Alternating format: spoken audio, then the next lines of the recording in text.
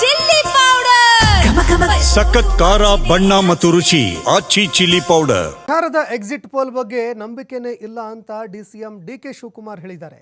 Exit poll ನಮ್ಮ ಪರವಾಗಿ ತೋರಿಸಿದ್ರು ಕೂಡ ನಾನು ನಂಬೋದೇ ಇಲ್ಲ ಅಂತ ಡಿಸಿಎಂ ಡಿಕೆ ಶಿವಕುಮಾರ್ ಹೇಳಿದ್ರು.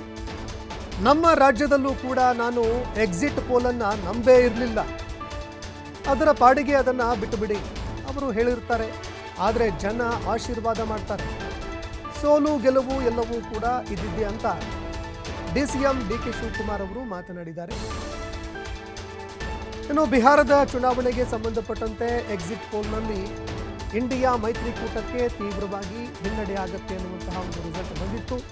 ಇದಕ್ಕೆ ಸಂಬಂಧಪಟ್ಟಂತೆ ಈ ಎಕ್ಸಿಟ್ ಪೋಲ್ಗಳ ಬಗ್ಗೆ ನನಗೆ ನಂಬಿಕೆನೇ ಇಲ್ಲ ಅಂತ ಡಿಕೆ ಶಿವಕುಮಾರ್ ಹೇಳಿದ್ದಾರೆ. ಎಕ್ಸಿಟ್ ಪೋಲು ನಮ್ಮ ಪರವಾಗಿ ಬಂದರೂ ಕೂಡ ನಾನು ನಂಬಲ್ಲ.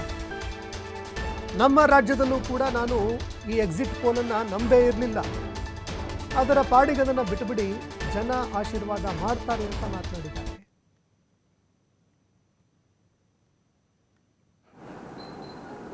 ಸೆಪ್ಟೆಂಬರ್ 8 ಹೆಂಗೆ ಅಂತ ಹೇಳ ನೋಡಪ್ಪ, ಎಕ್ಸಿಟ್ ಪೋಲ್ ಬಗ್ಗೆ ನನಗೆ ಯಾವತ್ತೂ ನಂಬಿಕೆ ಇಲ್ಲ.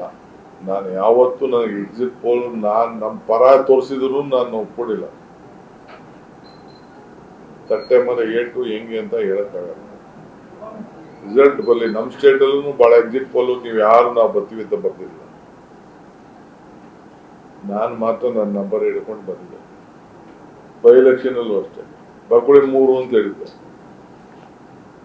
ಸೊ ಹಂಗೆ ಯಾರು ಮಾತಾಡಿಲ್ಲ.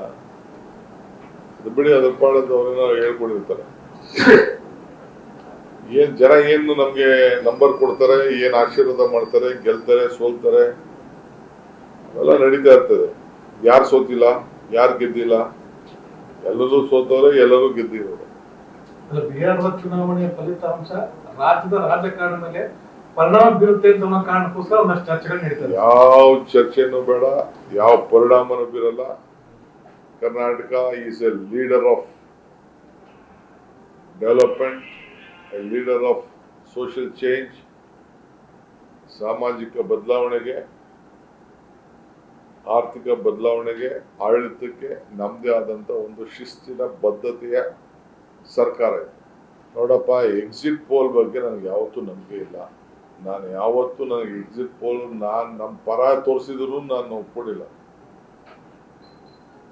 ಸೆಪ್ಟೆಂಬರ್ 8 ಹೆಂಗೆ ಅಂತ ಹೇಳಕ್ಕಾಗಲ್ಲ. ರಿಸಲ್ಟ್ ಬರಲಿ. ನಮ್ಮ ಸ್ಟೇಟ್ ಅಲ್ಲೂ ಬಹಳ ಎಕ್ಸಿಟ್ ಪೋಲ್ ನೀವು ಯಾರು ನಾವು ಬರ್ತೀವಿ ಅಂತ ಬರ್ತಿಲ್ಲ.